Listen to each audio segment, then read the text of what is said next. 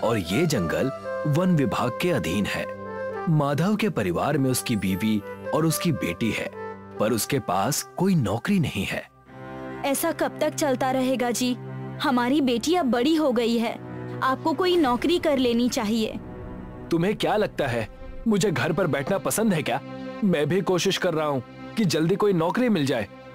माधव नौकरी की तलाश में घर से निकल पड़ता है, पर उसे कहीं भी नौकरी नहीं मिलती।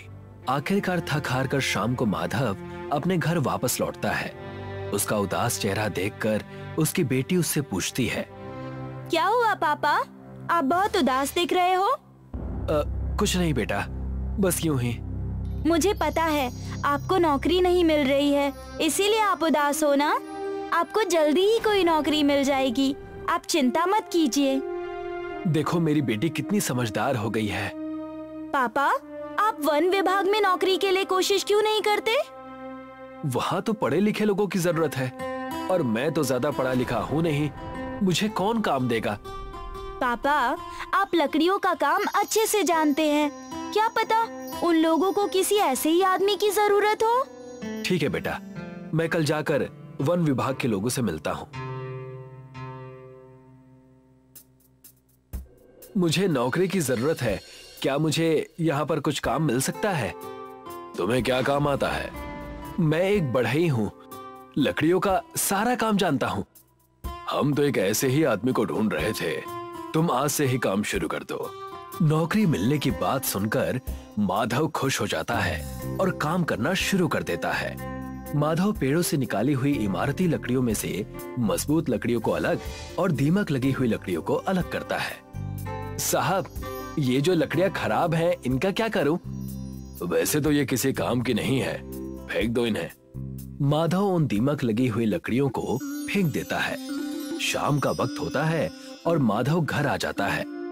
आज बहुत खुश नजर आ रहे हैं पापा, क्या बात है? बेटा, मुझे वन विभाग में नौकरी मिल गई है। ये तो बहुत अच्छी बात है, अब मैं एग्जाम की तैयारी करने के लिए कोचिंग जा सकती हूँ। हाँ हाँ, जरूर जाओ। माधव के इस वन विभाग वाली नौकरी से उसके घर की दशा सुधरने लगी थी। अब राधिका भी कोचिंग में जाकर पढ़ने लगी थी। एक दिन इसी तरह लकड़ियों में से माधव अच्छी लकड़ियां एक तरफ कर रहा था और दीमक लगी हुई लकड़ियों को फेंक रहा था। तभी उसके दिमाग में एक ख्याल आता है, क्यों ना इन खराब लकड़ियों को घर ले जाऊं, कभी ना कभी तो काम आएंगे ही। माधव दीमक लगी लकड़ियों को अपने घर ले जाता है। अगले दिन वो सुबह उठकर काम पर आता है और शाम को घर लौटते समय फिर से उन खराब लकड़ियों को अपने घर ले जाता है। इसी तरह जब वो ऐसा करता था तो एक दिन एक लेडी ऑफिसर देख लेती है। अच्छा, तो अब तुम चोरी भी करने लगे हो? नहीं मैडम, मैं चोरी नहीं कर रहा हूँ, ये लकड़ियाँ तो खराब हैं, इसलिए इन्हें लेकर जा रहा हूँ। अगर खराब है तो क्या इनका अचार डालोगे?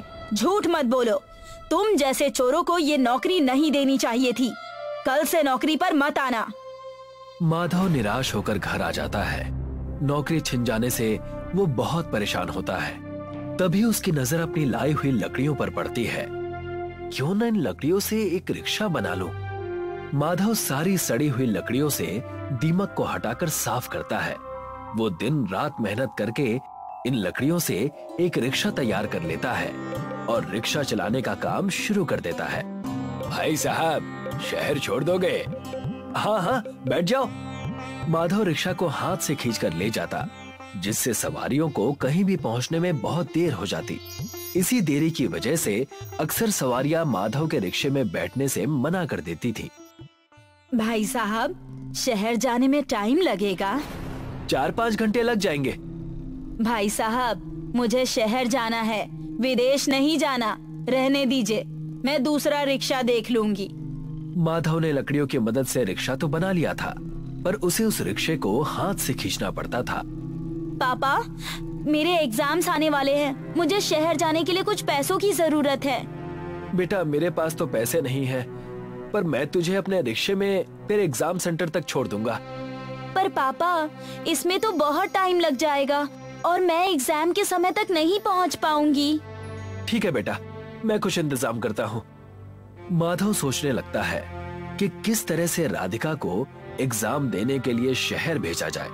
वो सोच ही रहा था कि तभी उसकी नजर जंगल में पेड़ के नीचे पड़ी एक टूटी फूटी गाड़ी पर पड़ती है। माधव उस गाड़ी के पास जाता है। गाड़ी तो कबाड़ बन चुकी है, पर इसका इंजन मेरे काम आ सकता है। राघव उस गाड़ी से इंजन निकालता है और अपनी हाथ गाड़ी पर लगा देता है। चलो, अब हाथ से खींचने की टेंशन तो दूर हो गई, पर इसका मॉडल बदलना पड़ेगा, तब मजा आएगा।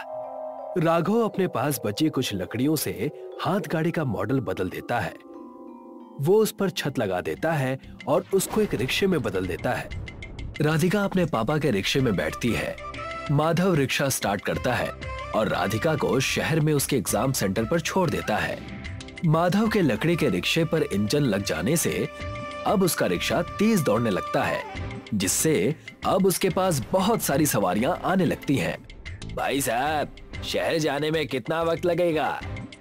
बैठ जाइए, 1 घंटे में पहुंचा दूंगा। इसी तरह से सभी लोग दूसरे रिक्शे को छोड़कर माधव के रिक्शे पर बैठने लगते हैं। ये देखकर एक रिक्शे वाला माधव से जलता है और पुलिस के पास उसकी झूठी कंप्लेन करता है। साहब, इसने किसी की गाड़ी से इंजन चुराकर अपने रिक्शे पर लगाया है, ये चोर है। अच्छा, तो अब तुम लोग गाड़ियों के इंजन भी चुराने लगे हो? नहीं साहब, मैंने चोरी नहीं की, ये इंजन तो मुझे जंगल में पड़ा हुआ मिला। अच्छा, तो अब इंजन जंगल में भी मिलने लगे हैं। सीधी तरह से गाड़ी का इंजन वापस करो, नहीं तो जेल में चक्की पीसनी पड़ेगी। पुलिस वाला माधव के रिक्शे से इंजन निकाल लेता है। राधिका के एग्जाम का रिजल्ट आ जाता है, जिसमें उसकी मेहनत रंग लाती है। राधिका को एक जॉब मिल गई है। अब राधिका नौकरी करने लगती है और देखते ही देखते 1 महीना बीत जाता है और उसे उसकी पहली तनख्वाह मिलती है। तनख्वाह वाले दिन राधिका देर से घर लौटती है। पापा, आंखें बंद कीजिए, आपके लिए एक सरप्राइज है। अच्छा, ये लो, कर लिया आंखें बंद। बताओ क्या है? राधिका माधव के सामने एक इंजन रख देती है। अब आंखें खोल दीजिए। नया इंजन देखकर माधव बहुत खुश हो जाता है। पापा, ये स्पोर्ट्स कार का इंजन है, इसे लगाकर आपकी रिक्शा सभी गाड़ियों से तेज दौड़ेगी। माधव स्पोर्ट्स कार के इंजन को अपने रिक्शे में फिट कर लेता है और सवारी के लिए इंतजार करता है। भाई साहब, मुझे शहर जाना है, कितना वक्त लगेगा? बैठ जाइए, आधे घंटे में पहुंचा दूंगा। वहाँ पहुँचने में तो 2 घंटे लगते हैं।